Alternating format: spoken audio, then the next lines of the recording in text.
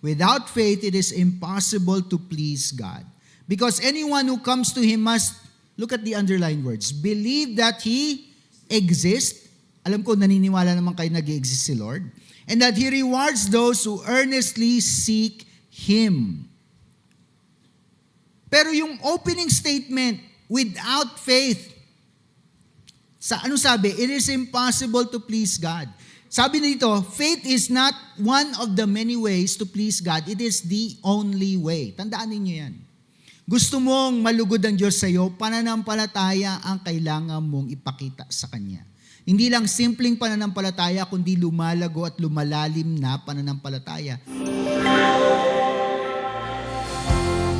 Ikaw lang, O Diyos, itataas, sapagkat ako'y iyong nililigtas. Pag-ibig mo sa akin ang tumubos. Biyaya mo sa akin lubos-lubos.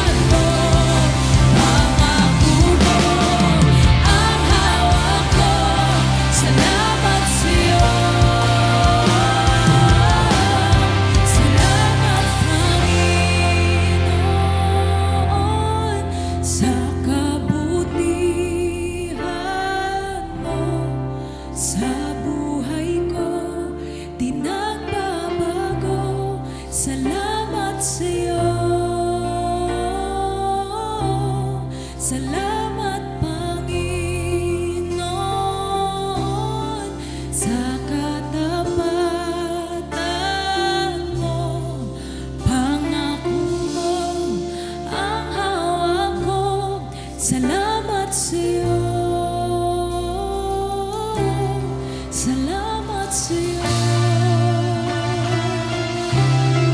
Sa'yo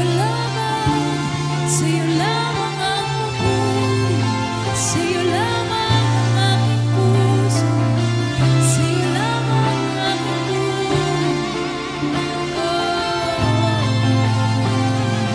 ang papuri ko ay tanging sa'yo. Sa'yo lamang inialay, O Panginoon.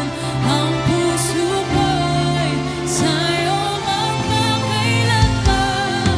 Ang papuri ko ay tanging sa'yo. Sa'yo lamang inialay, O Panginoon. Ang puso ko'y sa'yo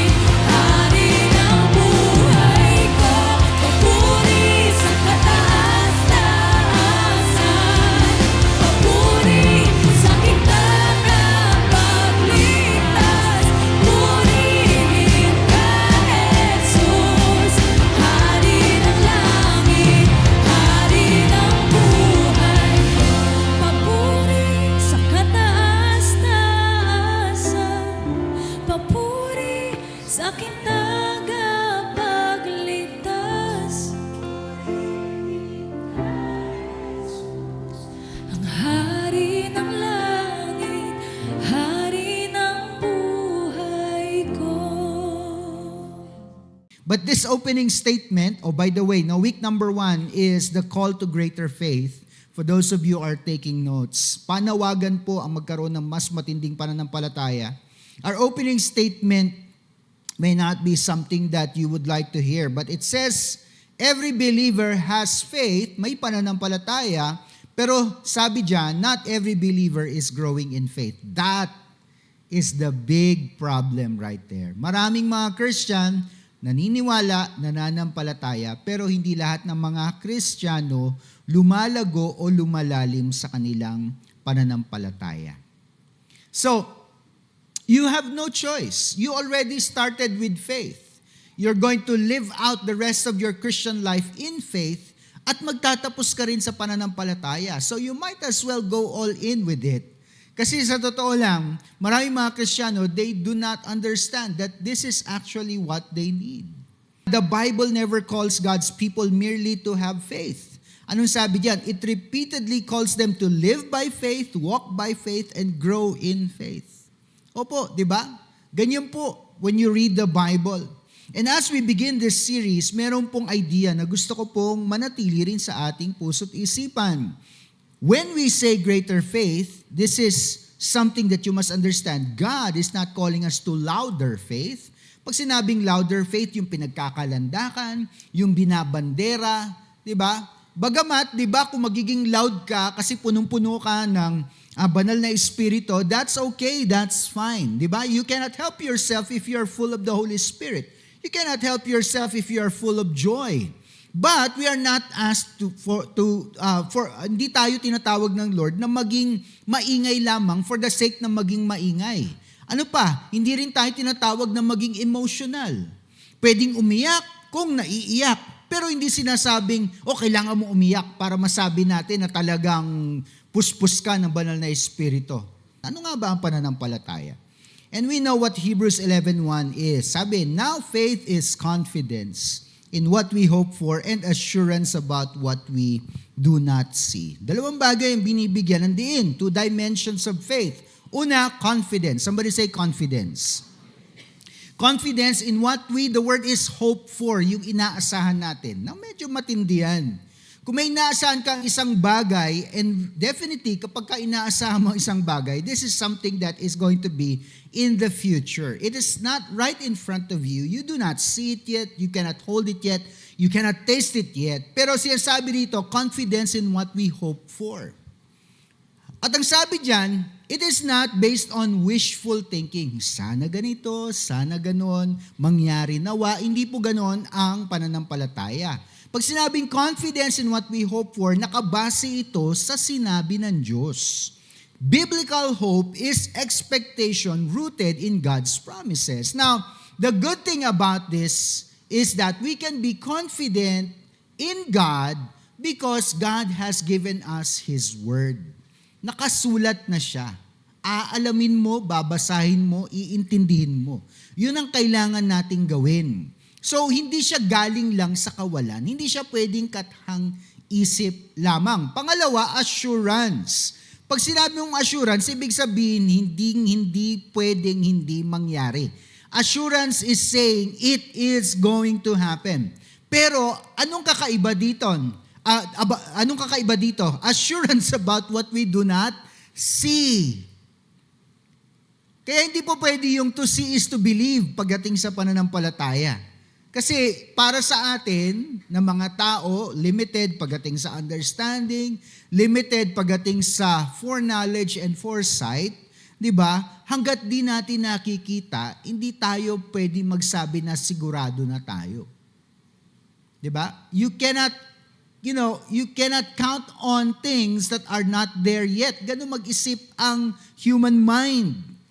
But faith is saying, kahit di mo pa siya nakikita, may assurance ka. But faith does not deny reality. It is not saying na wala pa dyan. It is not saying na hindi ka nasasaktan. Faith is not saying na walang pangit na bagay na nangyari sa mundo. No, it's not that. But faith is trusting God beyond visible evidences. Kasi si God, hindi rin naman natin nakikita. Tama ba ako? He is invisible to the physical eye. but we believe in Him. Nagtitiwala tayo sa Kanya. So, ibig sabihin, yung dalawang bagay na yun ay importante. Confidence and assurance. Confidence in what we hope for and assurance about what we do not see. Faith is not pretending everything is fine.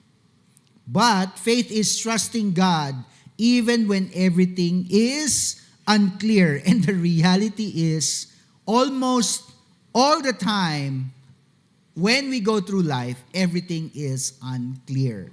Even 5 minutes from now is unclear. Lalong-lalo na an hour, 2 hours, 3 hours, a day from now, it's going to be unclear. Hindi mo nakikita yan ng malinaw hanggat hindi mo tinatapakan, hanggat di mo nararanasan, hanggat sa oras na yon, hanggat di dumarating rather ang oras na yon, it's going to be unclear to us. But faith is trusting God when everything is still unknown. Now, if that is the case, how do you get greater faith? Diba? It's not easy. Hindi siya madali. Yung akala natin, titindihan ko lang yung pananampalataya ko sa 2026. Mangyayari na yung mga malalaking bagay. Hindi ganun kadali, mga kapatid. Kaya nga, you need to understand this. Faith is not positive thinking. Hindi ito yung pagkagising mo lang sa umaga, this is going to be a great day. This is going to be an amazing day. Yung positive thinking lang, walang pangit na bagay na mangyayari sa akin. Hindi po pwedeng ganun lang ang pananampalataya. It is also not self-confidence. With the word self, grabe, di ba? Ibig sabihin sa sarili. Hindi pwede magtiwala sa talino, galing at lakas. Di ba? Hindi rin pwede mag-rely sa experiences lamang. Ano yung susunod? It is not emotional intensity.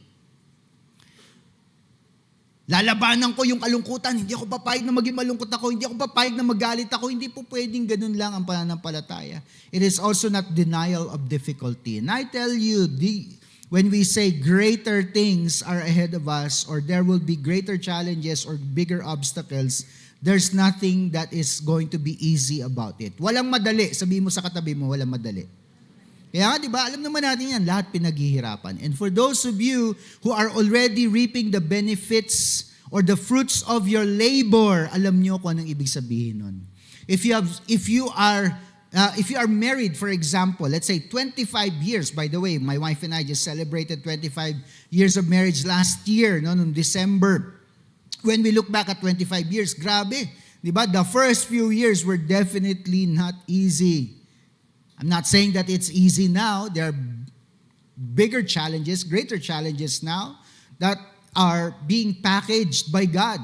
Para saan? Para lalo pa kaming magtiwala at lalo pa kaming maniwala sa Kanyang mga pangako sa aming mga buhay. It's still not easy. And faith is not denying those things. It is acknowledging that there will be greater challenges ahead.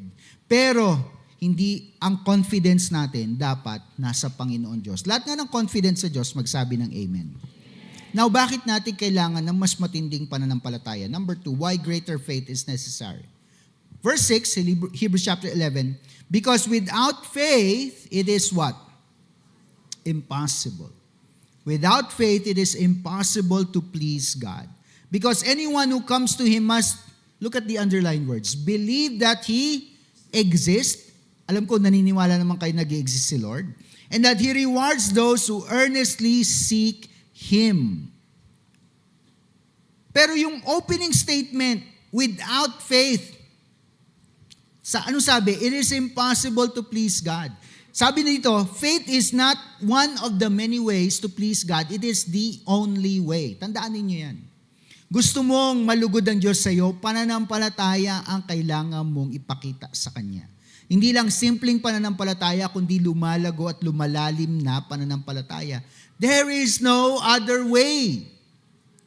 And we've learned this throughout the years, personally and also in the life of the church. Faith is the only way. Kaya nga nung sabi ko, you started with faith, you journey, you live in faith, you're going to end in faith. The two things, di ba?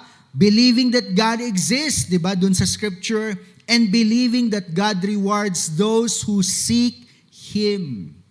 So grabe pala, kung gusto natin ng matinding pananampalataya, kailangan palang saliksikin talaga natin ang puso ng Diyos. Kailangan palang alamin talaga natin kung ano ang kalooban niya. Kasi maraming mga tao naniniwalang may Diyos, but they do not really put in the effort to seek God. They're not actively seeking God. They pray, but they actually pray simply to ask God to bless the work of their hands. Nauuna muna silang gumawa bago nila hilingin ng Lord na ipakita o ituro sa kanila kung ano yung kanilang gagawin. Kaya pag nagkamali sila, ang panalangin nila ay para lang sa isang Savior. Lord, save me, I'm in trouble. Lord, help me, I need your help. Pero paano pag sinabi ng Lord, hindi ko naman sinabi sa iyong gawin yan. Hindi ka kasi nanalangin sa akin bilang Lord. What did we teach you about prayer? Isa sa mga marks na ikaw ay fruitful believer is that pag sinasagot na ng Lord ang iyong mga panalangin. And there is actually a way para sagutin ng Lord ang lahat ng mga panalangin mo. And I taught you the secret, right? The secret is this. Before you actually pray, you ask God, Lord, ano ba yung mga bagay na gusto mong ipag-pray ko? Lord, ano ba yung mga bagay na gusto mong hingin ko? Pag sinabi ni Lord, this is what you pray for, tapos pinanalangin mo yon, sigurado na kapatid, sasagutin ng Diyos. Bakit? Kanino galing yung prayer? Kay God. Pinanalangin mo na lang yung prayer na sinabi niya na ipag-pray mo. That's far different from simply going ahead and asking God for things. And at the end of it, ma-realize mo na hindi naman pala yun gusto ng Lord. Bakit kailangan mag-grow ng faith natin? Because a new season demands new trust. Simply put, di ba? Hindi enough ang pananampalataya ng 2025, 24, 23, 22, pababa ng pababa, hindi enough ang mga pananampalataya ng previous years for 2026. Ang daming mga bagong bagay ngayon. Bukod sa pananampalataya, kailangan pa natin mag-grow in sensitivity and understanding of things. So definitely kailangan ng mas matinding pananampalataya. Ano pa? New challenges require deeper dependence. Mas matindi ang hamon, dapat mas matindi ang pag-depend mo sa Lord. Ano pa? Stagnant faith leads to spiritual weakness. Pwedeng mataas yung pananampalataya, pero para yun sa previous years. Kahit na napakataas ng pananampalataya natin, kung hindi naman tayo lumalago, hindi naman tayo lumalalim, hindi naman tayo nag-i-increase pagdating sa knowledge and understanding about God, mag-re-result din yan sa spiritual weakness. Why do we always hear about people na bigla na lang pinanghinaan ng loob, bigla na lang nawala sa church, bigla na lang tinamad? Bakit? They became stagnant. Now, please do not misunderstand me. Some of you are actually going through difficult things in life. Yes, minsan nakaka-apekto rin talaga yan sa pananampalataya. Pero minsan, ang dahilan din ay hindi tayo nag-effort para mag-grow. Matthew 8:10 says, when Jesus heard this, he was amazed and said to those following him, truly I tell you, I have not found anyone in Israel with such great faith. Let's set up the background. In Matthew 8, a centurion comes to Jesus with a special request. Jesus, yung servant ko may sakit. Sabi ni Jesus, anong gagawin natin? Shall I go and heal him? Pupunta ba ako para pagalingin siya? Anong sabi ng centurion? Wag na po. Sabihin nyo na lang. At siya ay gagaling. Just say the word. Na-impress si Jesus. Sabi, in all of Israel, I have not seen anyone like you.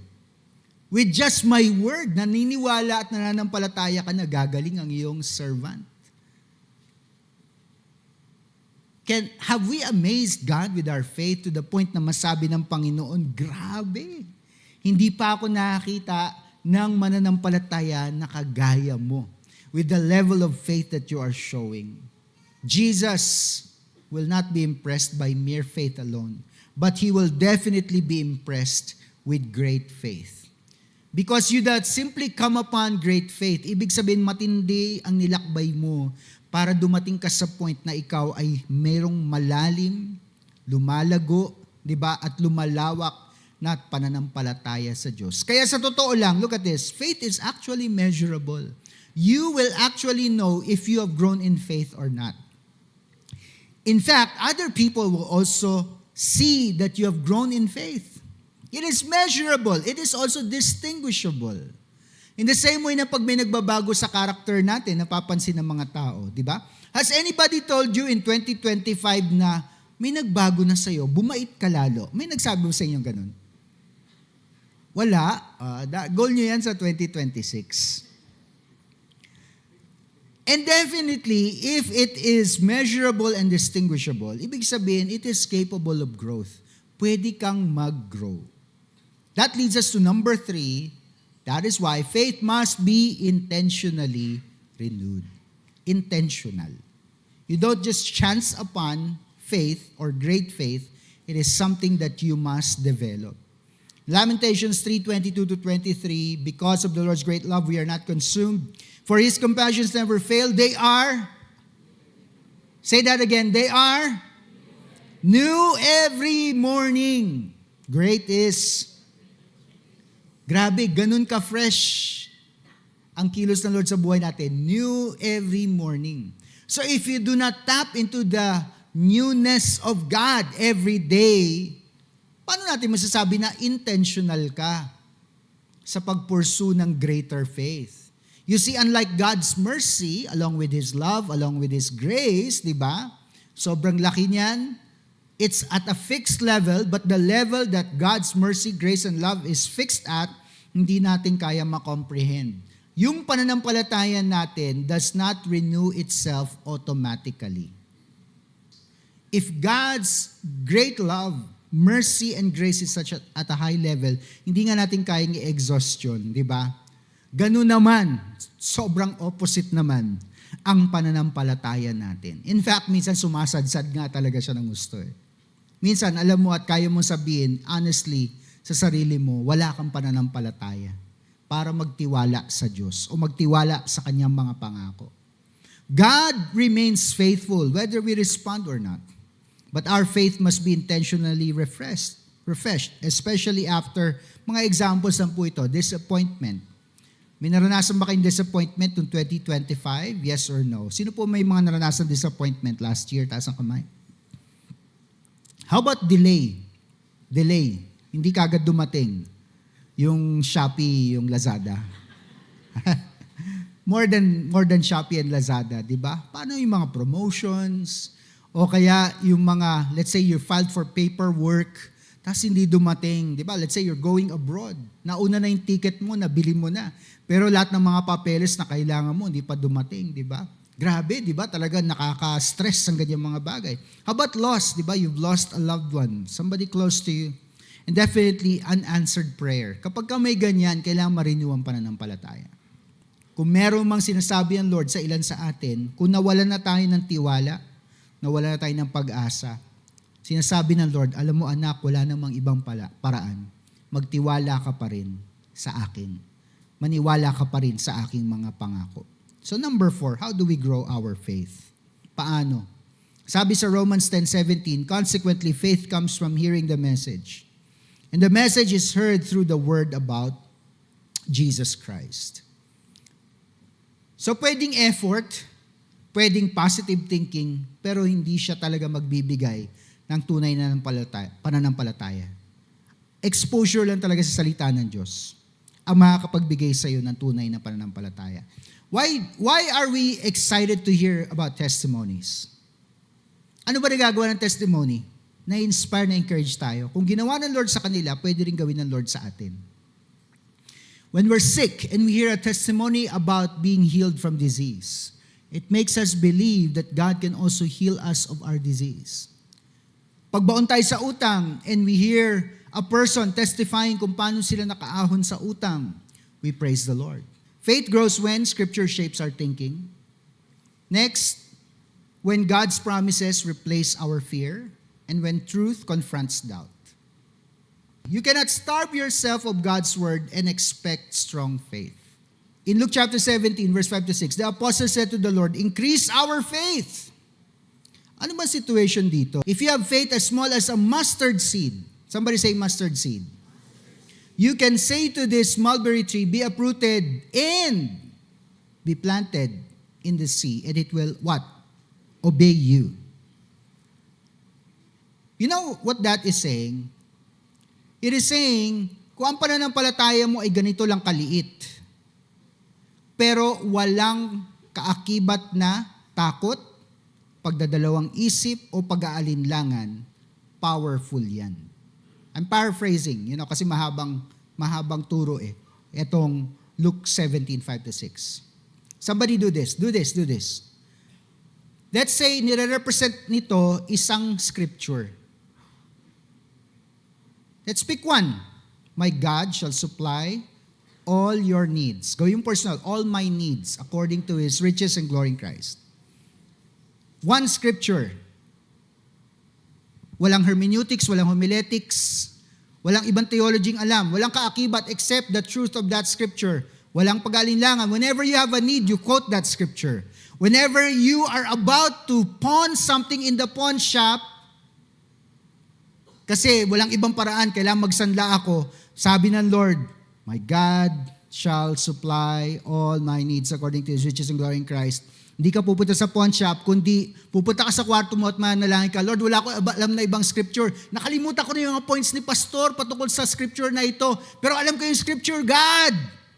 Yan ang ibig sabihin nun. If you have faith as small as this one verse, kaya mo raw sabihin sa isang, di ba? Sa isang bundok, move from here to there, and it will happen. Faith is not large to begin with. So another few points. Faith grows when we trust God in small things. Faith grows when we obey what we already know. Definitely, there will be a lot of obedience pagkatapos ng pagtitiwala sa Panginoon. And you have to act on what God has revealed. Pag sinabi ng Lord, ito ang dapat mong gawin, you have to do it. Number 5, greater faith does not require perfect faith. Hindi mo kailangan maging perfect. I've learned that. You see, God has blessed me at times when I was so far away from Him. And I said to myself, grabe Lord, sino ba ako para pagpalain mo pa rin? Yung magugulat ka na lang, hindi ko to deserve, Lord. Siyempre, maiiyak ka sa tuwa, di ba? Kasi ginawa ng Lord yun para sa iyo. In Mark 9:23-24, if you can, sabi ni Jesus, everything is possible for one who believes. Immediately, the boy's father exclaimed, I do believe. Help me overcome my unbelief. So situation, the disciples could not cast out the demon in a boy.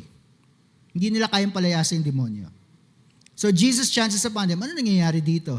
Hindi po namin mapalayas yung yung demonyo Pinagalitan sila ni Jesus, wala ba kayong pananampalataya?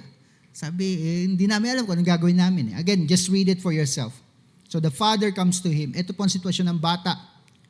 So if you can, kung po pwede po, kung kaya po ninyo. Parang iniinsulto si Jesus. Sabi niya, if you can, kung kaya ko, anong sabi ni Jesus? Everything is possible for one who believes. But in that moment of honesty, anong sabi ng father ng bata? I do believe, but help me overcome my unbelief. Ano ba nangyari dun sa bata? Nakalaya ba? Was there a miracle? Yes, there was. The father did not have perfect faith. And neither do we. Diba? Hindi naman perfect ang faith natin. Palagi. Pero mabuti ang Diyos. Faith is not like this. Magsa-Sunday na. Maghugas mo na akong kasalanan. Magiging mabait ako buong araw ng Saturday para medyo nasa tamang side ako ni Lord. Pagdating ng Sunday, saka ako hingi sa Kanya. You're never going to be on God's good side, by the way. Walang ganun. It is only by grace. Kaya nga we can approach God's throne of grace with confidence, not because of who we are, but because of Jesus. So hindi mo kailangan maging perfect para magkaroon ka ng matinding pananampalataya. Pero definitely, pag nasa disobedience ka, pagka nasa kasalanan ka, definitely kailangan mo nang ayusin ang buhay mo. But, when we're talking about you driven to a point of desperation, and then the enemy start to say, wala ka na ibang matakbuhan ngayon, tatakbo ka kay Lord. Ano sa palagay mo? Sasagot ba siya? Hindi ka naman karapat-dapat Huwag kang makikinig sa kaaway. Sabihin mo sa katabi mo, huwag kang makikinig kay Satan. Alam mo kung bakit? He is the father of lies. So huwag ka makikinig sa kanya. In that moment that you feel convicted of sin, it's the Holy Spirit telling you, I'm trying to stop you now kasi pag nagpatuloy ka pa sa sitwasyon mo, lalo kang mapapahamak. Lalo kang masasaktan. Ganun ka kamahal ng Diyos. And even now in your situation, because you need help, God wants you to cry out to Him with great faith. Kaya nga pagdating sa wisdom, I love that verse in James, di ba? Binibigay ng Lord ang wisdom ng walang pagtatangi. Simple lang ang explanation ko palagi. Kasi pag wisdom galing sa langit at in-apply mo ang wisdom na yon, whatever the result is in applying God's wisdom will always catch the attention of the person. And that person will say, kay Lord ako humingi ng wisdom eh. Kahit di maayos ang buhay ko, yung wisdom na galing sa Kanya, tinulungan ako. So babalik ako sa Lord. That's why when the Father said the words, I do believe, help me overcome my unbelief. One of the most honest, diba, prayers in scriptures. It was not perfect, but it was the type of faith that was needed in that situation. You see, greater faith is not pretending we never doubt. You know, I've prayed many times for people to get healed, and I've wondered in my mind, gagaling ba talaga siya? Kasi parang matindi masyado yung sakit. But then I have to look at scripture and say, ano ba ang trabaho natin? Ang trabaho natin maniwala. Sino ba nagpapagaling? Si Lord. Our job is to believe. Our job is to be the hands and feet of God sa buhay ng ibang mga tao. Greater faith is not pretending we never doubt. It is choosing to trust God despite the doubts. So let's close.